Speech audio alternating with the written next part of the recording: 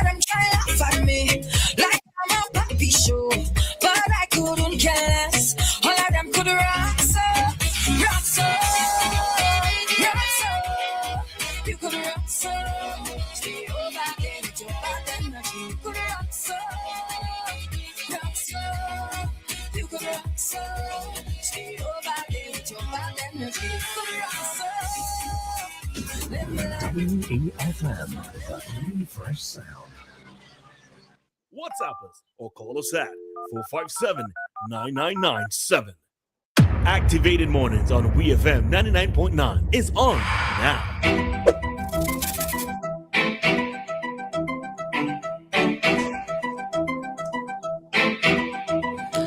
All right, see that we are from 99.9. The time is St. Vincent and the Grenadines. It's now 15 minutes on to the hour of 8 o'clock. It's now time for Lyf with his commentary this morning. Good morning to you, Lyf. Morning, Maka. Morning, Roleza. Morning, Nicole. Morning, listeners of WEFM. Hope everybody is having a great morning. I hope morning, so. Lyf. Roleza, you having a great morning?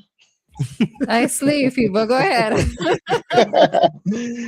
Anyways, well, just before I go on, right, I was just speaking to a farmer from the Lomans area, and he is, he said, when I go up on radio, I have to talk about this.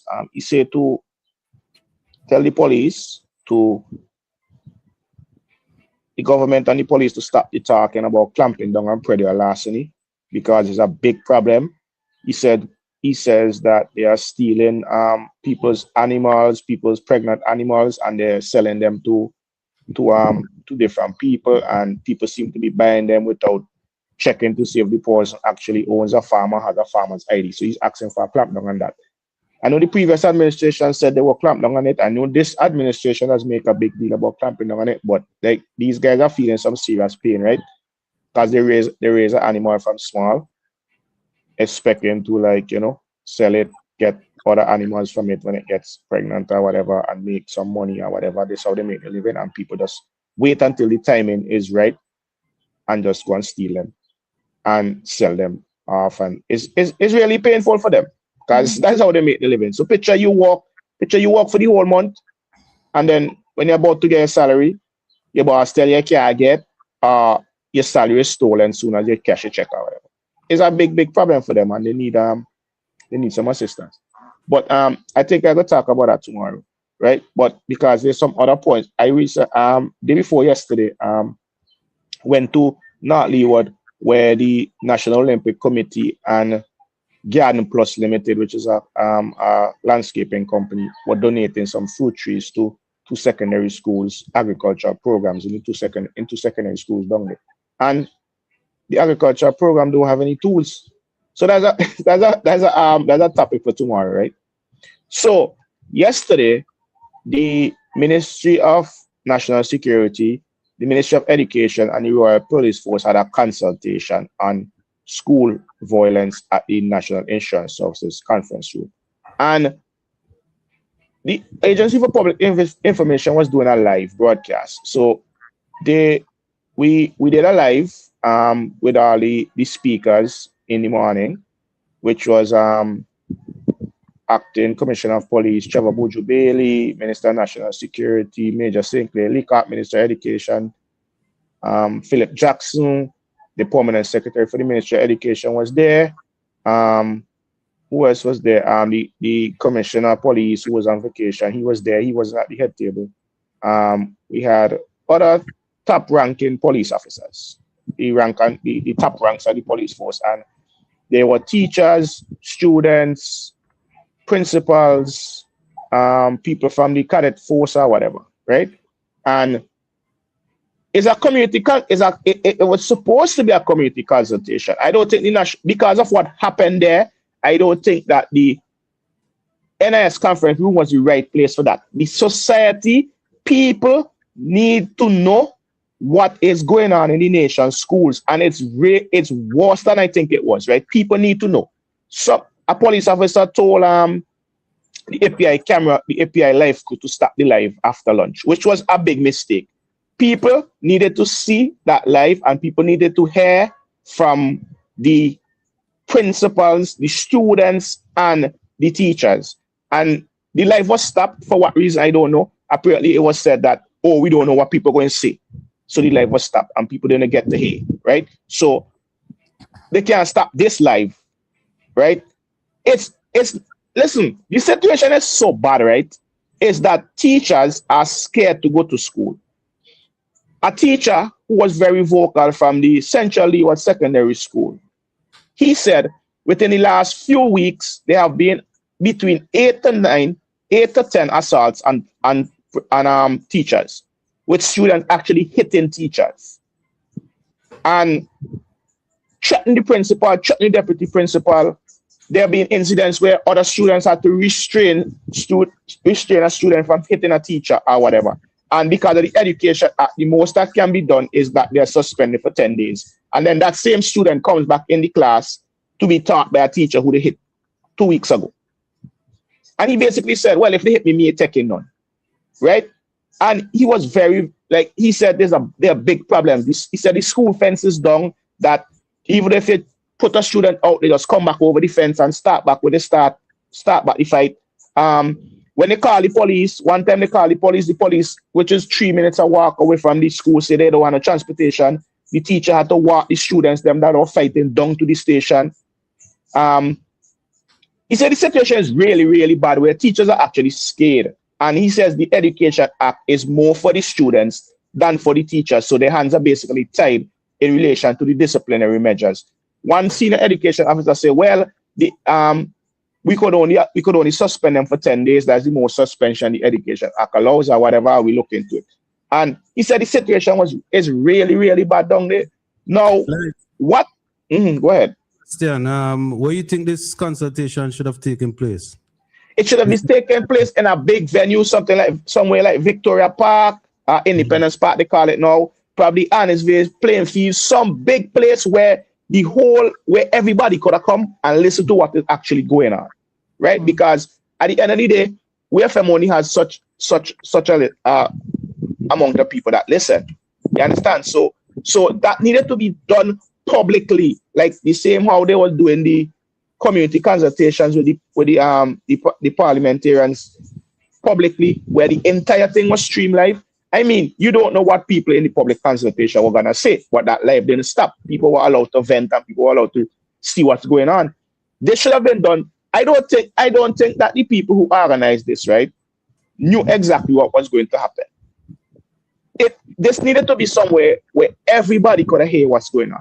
Now, the high point for me, was when he seemed to be 8 or 9, somewhere from the I don't know if it was Kitter's government school or whatever.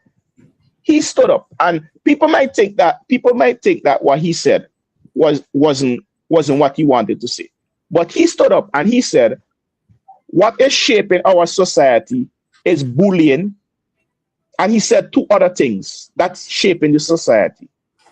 And he said that sometimes you go to someone and they don't listen, and then you feel that you didn't get justice, so you go back and hit the person, and then the situation escalates and it turns into angry people, and they end up and go and kill one another and all kind of thing. And people might think that what he said was infantile because of the way he said it, right? But you need to listen to what he was saying. He said our society is being shaped by bullying.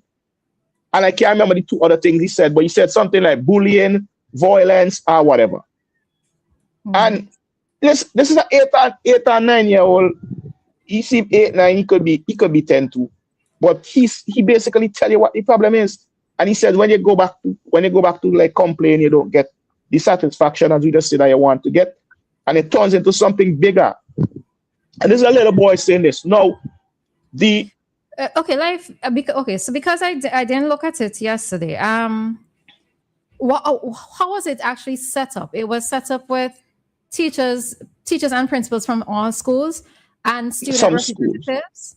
Some student representative. I don't know how they chose them. To be honest, right. I don't know how they chose them. I don't know how they chose the students to be there. I don't know how they chose the schools to be there. I don't know if they sent out an invitation to everybody and some didn't come. But this needed to be a widespread consultation so people could understand the problem, and so that the society, the communities realize that they also have a part to play in this thing, because this is a major problem. These institutions, this system is raising monsters, and nobody has an idea how to solve this problem. Nobody has an idea to solve this problem. But let me not be unfair, right? This is not a situation that is unique to St. Vincent, because I don't think any country in the world knows how to solve this situation. It's not unique, but we probably have a better chance of addressing it because we are a small community. So I don't want to make anybody think this is unique to St. Vincent, but just to let people know that the problems that you see in the movies with these children in school being disruptive, fighting the teachers, bringing guns to school, selling drugs in school is not on TV anymore. It's right here in St. Vincent and the Grenadines, and I do not know. You remember a few days ago, I said I would never want to be a politician in this era. I would never want to be a policeman in this era either, because there's nobody who knows how to solve this situation. The principal from the West St. George Secondary School, if you should have listened to her report. She started off by saying, every day, marijuana in dime bags are confiscated from students every single day. At one point, one student was caught with 34 dime bags going to school. So you know he's selling. And you know some adult giving he that to sell. You understand? She said every day they are caught with marijuana every day, every single day. Right? She said every week there's a sex tape. Students come to school reeking of marijuana. Some students do not return to school after 12. They fight, graffitis on the bathroom walls, ridiculous. She said there are instances where she has to call the police to go to homes in the village to remove young ladies. And sometimes when they go to remove the young lady, there are 2 and 3 guys coming out of the house with the young lady dressing back, putting on back the clothes. It's crazy. The situation she painted is like it's a war zone where teachers seem to be scared to go to school. Teachers seem to be scared to talk to students. You know, she painted a picture like it's really, really crazy out there. And in response, the Minister of National Security, Major St. Clark, he told the commissioner that they need to forget about all the talking or whatever and go to the West St. George Secondary School and try to solve some of these problems. He said he wants it done right away. And he seemed very agitated about it. He said he wants it solved right away. But what can the police go up to the West St. George Secondary School and really do? What they haven't done already, what they probably haven't done already. Exactly. Yeah. She and on top of that, the principal says that sometimes she called the police and they refuse to come.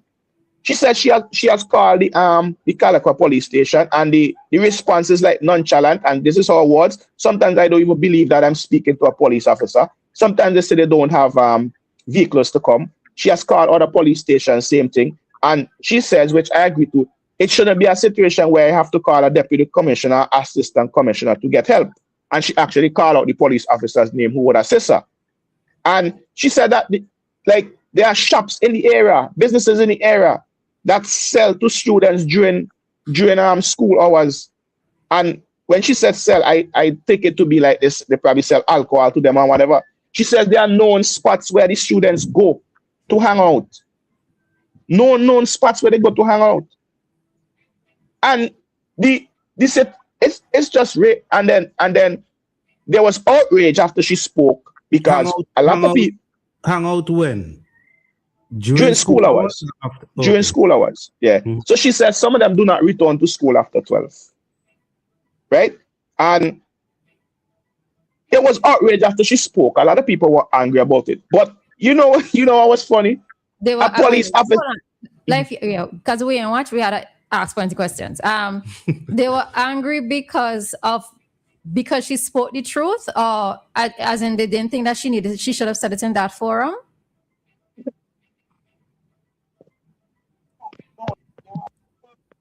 Okay, we're not hearing you. You hearing me, right? You hearing me now, right? Yes. Yeah, hearing you now. Yes. Yeah, hearing you now. Yeah. There were people that okay, you've gone faint again.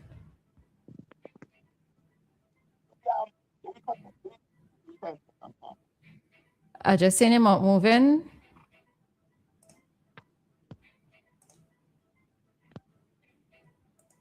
All right, so we're waiting for Lyf to return.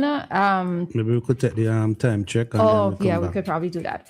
All right, so we will take the time check. It is quickly approaching 8 o'clock, and our time check came through the compliments of New Haven Funeral Home. We'll be back with more commentary, or part two of the commentary with Lyf after 8. Death is a fact of life. Even though death is a fact of life,